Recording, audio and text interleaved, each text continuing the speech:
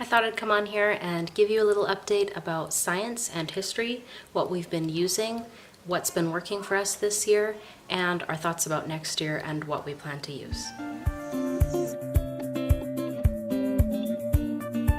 Joyanne, who is in 4th grade this year, she just finished her botany study with Apologea, and now she has decided that she would like to do the human body book. This is Astronomy, Exploring Creation with Astronomy, which Calvin is doing, and he is in 3rd grade. Hi. You can't really be seen down there. So him and I are reading this mostly together, and he's doing notebooking pages at the end of each week. So as I was saying, Joyanne, my 4th grader, wanted to do this at the beginning of the year in September, and she already finished it. It is 13 lessons long. And what were you doing, about a lesson every 2 weeks? And she really enjoyed it. There were some really cool projects. Every 1 week. You got to plant some seeds. Yeah. And what else was really cool that you got to do? Our neighbor who moved in not too long ago, she is into soap making. So Joyanne was able to take some herbs and flowers, or not herbs. We have a big jasmine vine in the back of our yard, so Joyanne was able to make jasmine scented soap with our neighbor. So that was really fun for her. And now this is the book that she has chosen to do next. Faith did this, I think, in grade 5. And it's kind of one of the more advanced science books, I would say, in this series for elementary school, the human body one. But Joyanne is really interested in this kind of stuff. Actually, it wouldn't even surprise me if she was my kid that went on to do something kind of science-y, maybe even really academic when she gets older, because she's a really good student and she really loves this kind of stuff. So we'll see. Right now we are reading The Broken Blade as part of our history read aloud. It's going along really well with the Courage and Conquest Canada History program that we purchased a couple of years ago to cover Canadian history. This is Wesley's science that he's been doing for grade 5, and he's been getting through it really well. He's over halfway. He'll probably be done actually in the next month. So we have not planned anything to do after that. I don't know what he'll end up doing, but he's really enjoyed doing this on his own. This is the first year that we've all done different books for our science, and I'm actually pleasantly surprised at how it's working. Traditionally, I've wanted to do science the way we do history all together, but this year with 7th, 5th, 4th, and 3rd grades, for some reason, you would think those are the grades that would be good to do together for science, because it's lots of general science stuff. But the way it's worked out for us this year, everybody has wanted to choose their own thing, and they've been really motivated to do it on their own, which, hey, that works for me. Next year, I think we'll probably just continue. We are not going to continue with The Good and the Beautiful History. I actually still love it. And if I didn't have anything else in the house, we would do The Good and the Beautiful History Year 2. But I actually have Sunlight Core W, which is world history, condensed world history. And I have all the books. I have the instructor's guide. I have everything for it.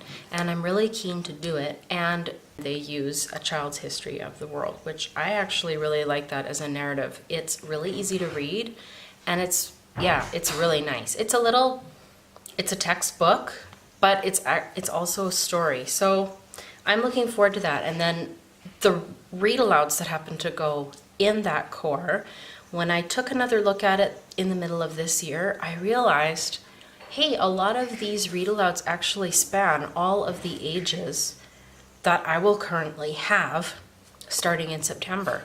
So maybe a small handful of those read alouds would be appropriate only for a student in grade 8, but the majority of them are like grade 4 and up.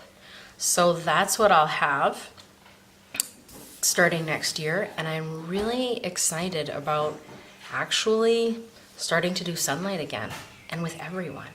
So on the same core, which I've tried to do 2 cores at once. I've tried to mix and match. I've tried to do 1 core with 2 kids and something entirely different with another 2 kids, and it's just, you may as well write your own curriculum, which kind of defeats the purpose of enjoying a boxed curriculum like Sunlight. I really like ordering everything and knowing this is what we're going to be using.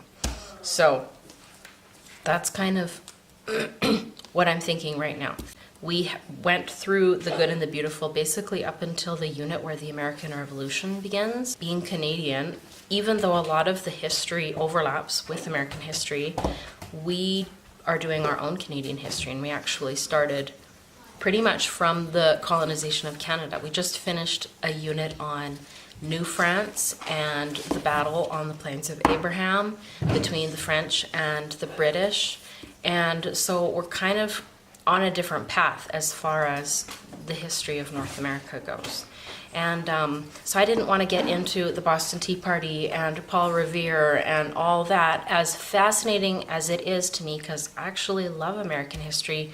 I know my kids can learn about all of that, kind of get an overview picture of some of those highlighted figures of American history by listening to Adventures in Odyssey. They have so much American history weaved through, and also just through TV shows and books that we already have. And it seems to me like you learn American history kind of automatically, because that's where a lot of our resources come from. So rather than dedicating official school time to learning American history, we kind of avoided that whole unit within The Good and the Beautiful, which was one of the 4 units in year 1. So she will dedicate another unit to American history in year 2, which is great. And actually, it gave me an idea for how to incorporate a unit of Canadian history alongside a Sunlight core, because Sunlight is American. They have no Canadian history. So we are kind of weaving in our own. Once we get to a certain period in history, we kind of go on to a Canadian history track. So that's about it. And as for math and language arts and foreign language and PE and health and those other kinds of things, read alouds, readers, maybe that will be in another video.